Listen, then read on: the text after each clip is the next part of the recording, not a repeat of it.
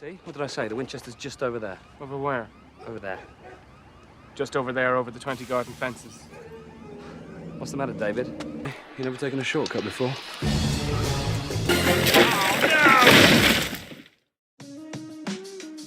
One of my favourite film trilogies of all time is Edgar Wright's and Simon Pegg's Three Flavors Cornetto trilogy, or simply the Cornetto trilogy. 3 comedic films dealing with 3 different genres utilizing common tropes found in American genre films, all connected loosely by the themes, the layers of storytelling, similar casts, and a unique visual style that makes us keep coming back. The films, upon their respective releases, all gained critical acclaim from both critics and audiences alike, and as the years have passed have gained cult status. But roughly 13 years since its conclusion, The World's End somehow remains the least popular film in the trilogy. Now, that isn't to say that it isn't a good film, but it seems that it isn't as talked about as much as Shaun of the Dead and Hot Fuzz. So, why is this? Let's climb down the drain pipe. I got a better idea. Climb down the drain pipe. The World's End tells the story of Gary King, played by co-writer of the trilogy Simon Pegg, who, as a teenager on June 20th, 1990, attempted the Golden Mile, the ultimate pub crawl across their hometown of Newton Haven. 12 pubs, 12 pints, accompanied by his friends Stephen Prince, Peter Page, Oliver Chamberlain, and Andy Knightley, played by Nick Frost. On that exact night, they'd only made it to the 9th pub and then stopped off to watch the sunrise, leaving the journey incomplete. Decades after their first attempt, Gary invites his friends to take on the Golden Mile once more and make it all the way to the last pub, The World's End. But there's a big twist. The town has secretly been overtaken by alien invaders, and they must carry on the crawl as if they know nothing to avoid getting replaced. Like previous installments, each film in the trilogy blends a particular genre with comedy and parody to create unique productions. Shaun of the Dead was a play on zombie films, whilst Hot Fuzz was a take on the action buddy cop genre. This time round, Edgar Wright and Simon Pegg took on the sci-fi apocalypse genre, taking inspiration from films such as The Invasion of the Body Snatchers, the original and the 1978 remake, and Invaders from Mars from 1953. The film contains all the hallmarks and staples of the previous films, whilst also being unique in its own right, but it seems to be the least talked about in the trilogy.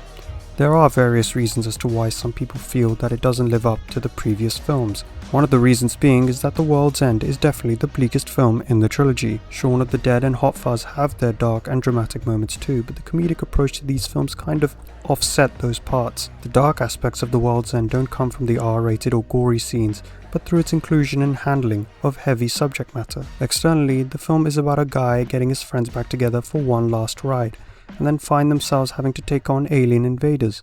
But internally, the film explores very real themes of substance addiction, disillusion of friends, aging, and self-infliction.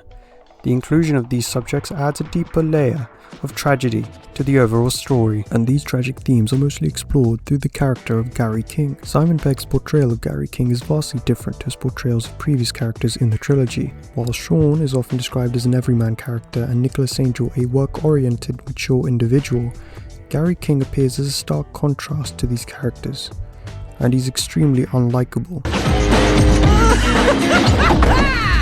Oh yes! Look at these. You're late. No, I'm not. Yeah, you are.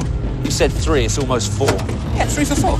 You know your problem, Gary? You're never wrong. How is that a problem? Gary is shown to be a troublemaker who enjoys drinking, making offensive jokes, and being someone whose sole interest is seeking a hedonistic lifestyle. He is also shown to be a selfish character who granted himself the freedom to self-indulge and make decisions in his best interests. He lies to try and evoke sympathy, and he emotionally manipulates his friends to get what he wants whilst ignoring their needs. Despite Simon Pegg's charismatic yet infuriating portrayal of an alcoholic stuck in the past, audiences just couldn't find a way to connect to a man of his demeanour. One of the notable aspects of the trilogy is the relationship between Simon Pegg's and Nick Frost's characters, which play a central part in all 3 films. In Shaun of the Dead, Shaun and Ed had great chemistry as they played a pair of best friends, and in Hot Fuzz this dynamic is further improved as the relationship between the characters Nicholas Angel and Danny Butterman is slowly built from the start. The relationship between Pegg and Frost's characters is very different in this film. For starters, Nick Frost takes on a different type of character that largely contrasts with the previous characters that he has played. Oh God, why have you got to check with your missus?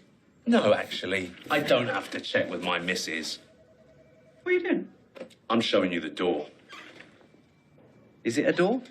I mean, it doesn't have a lintel, and it's glass. So is it a window, or is it a door? Maybe it's a window. You can have that. Please leave, Gary. A teetotaler and family man with a prominent career as a lawyer, the character of Andy Knightley is more mature than Frost's portrayal of Ed and Danny, a complete role reversal. He is also more developed as a character, as we learn that Gary and Andy used to be best friends, but drifted apart after Gary ditched him following an accident that almost resulted in Andy's death, which caused him to build up resentment against Gary. He doesn't play the dim-witted sidekick or the comic relief. This is a more serious role, with Frost tapping into his dramatic side. The film has the most complex Peg and Frost friendship of the trilogy. The relationship between these characters is already fractured and distant. Furthermore, the dynamic is completely reversed in comparison to the previous films. It's Peg's character that refuses to grow up, while Frost's Andy moved on with his life. It's only at the end of the film, after their fight, that they open up to each other, but they also gain some closure. The change in dynamic in the Frost-Peg relationship could have affected the audience's expectation, as the comedic pairing and chemistry is often one of the highlights of the films. Initially, I didn't enjoy The World's End as much as Hot Fuzz and Shaun of the Dead on my first watch, but over time I've grown to love the film. I think it might be the best written film in the trilogy, and for Edgar Wright and Simon Pegg, it might be their most emotional film together. It feels like a culmination of all the best parts of the Cornetto trilogy. Pegg, Frost and Wright gave it their all in this final round, and while audiences may feel that it doesn't live up to the previous films, it successfully shows the depth